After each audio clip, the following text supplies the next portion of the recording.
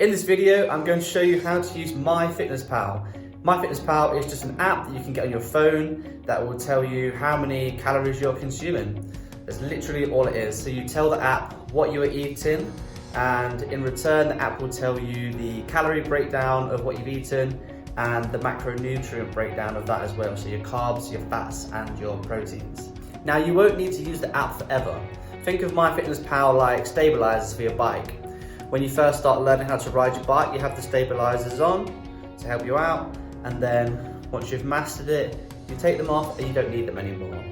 Sometimes you might come back to it if you fall off track a little bit or you change your diet slightly, but that's okay. So it's not supposed to be used 24/7. Open up your app store and search for MyFitnessPal in the search bar. It's usually the top result, so go ahead and download it. And once you've opened it, you'll be asked to sign up for a free account. It will then ask you to enter some of your personal details like your height, your weight and your goals, but these aren't massively important. Once you've done this, it will ask you if you want to use your phone to track your steps. Untick this box. What MyFitnessPal does is it allows you to essentially eat back the calories that you've burnt from exercise. However, your activity levels are usually included in your calorie goal, so this isn't necessary. Then you'll be taken to your home page, which looks like this. Now, the first thing I want you to do is to go to your settings and change it so that your coach can view what you are inputting into MyFitnessPal. So to do this, I want you to head down to the More tab at the bottom, scroll down to Settings, click Sharing and Privacy, and then Diary Sharing. On this page, change it to either Public or Friends Only, providing that you're going to add your coach as a friend. Next, I'm going to show you how to alter your calorie and macronutrient goals. Head back to the Settings menu under More, and then click Goals, followed by Calories, Carbs, Protein and Fat goals. At the top of the page, you'll see your calories. Click on that and enter the calorie goal that was set by your coach.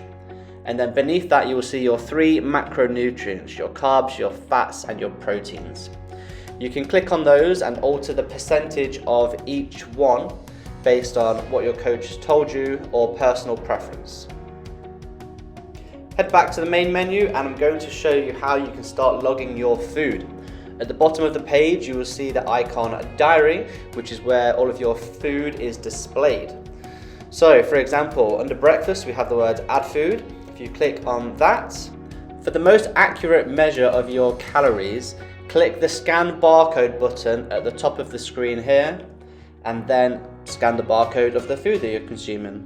Then you'll be taken to the page that corresponds to the food item, where you can alter the weight of the item that you've eaten to give you the correct calories and macronutrient breakdown.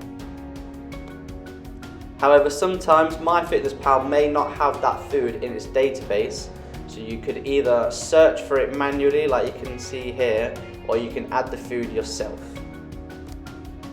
And then again, alter the number of servings you have to give you the correct breakdown of what you're eating. It's very easy to figure out how much of everything you're eating. Simply grab some scales and then add your ingredients one by one, resetting the scales each time so you know exactly how much of each ingredient you're eating. So you can see here for a breakfast, I've got my oats weighing 77 grams. Then I'm going to reset the scales, add the chia seeds, which come to 12 grams, input that into MyFitnessPal as I go along. Once again, reset the scales, add the milk, put that into MyFitnessPal, and you're done. Now, I have the same breakfast every day, but MyFitnessPal has a cool feature that allows you to save items as a meal to save you the faff of having to input the same individual item each day. Simply go back to your settings page on the More tab and scroll down to My Meals, Recipes and Foods. On this page, scroll across to Meals using the tab at the top and then click Create a Meal at the bottom. From here, give your meal a name. So for me, it is overnight oats. And then at the bottom there, you can start adding your food. Add it in the same way that I showed you earlier, either by scanning the barcode, searching for it manually, or adding the food in yourself, along with the appropriate weights. Once you've added all of your ingredients, go back and make sure you hit the save button in the top right. And there you can see your meal in the meals tab there. Now, to simply add a meal to your day, go down to the diary tab, select whichever time of the day it is, breakfast, lunch, dinner, add food, scroll across to meals, and you should see your meal there. Now, the final thing I'm going to show you is how you can add meal preps into MyFitnessPal. So you repeat the same process we just did. You create a meal, adding all of the ingredients that you put into your meal prep. So here you can see I've done a very simple chicken and rice. So I'm going to add the chicken and the rice separately, not forgetting to add the oil because the oil contains a lot of calories. And then I'm going to save it as a meal. Don't be alarmed that the calories are so high, as this is the calorie amount for the entire meal prep across your whole week. However, when you come to adding it into your day, again, scroll across to whichever time of day you're having it, probably a lunch, go across to meals, find the meal prep that you've saved, and rather than adding it as a singular serving, as you can see here, change it to whichever fraction of a serving that you're having. So for example, like on the screen here, I've made a lunch for 5 days. So as a decimal, each day is going to be 0.2 of the entire meal prep that I've done.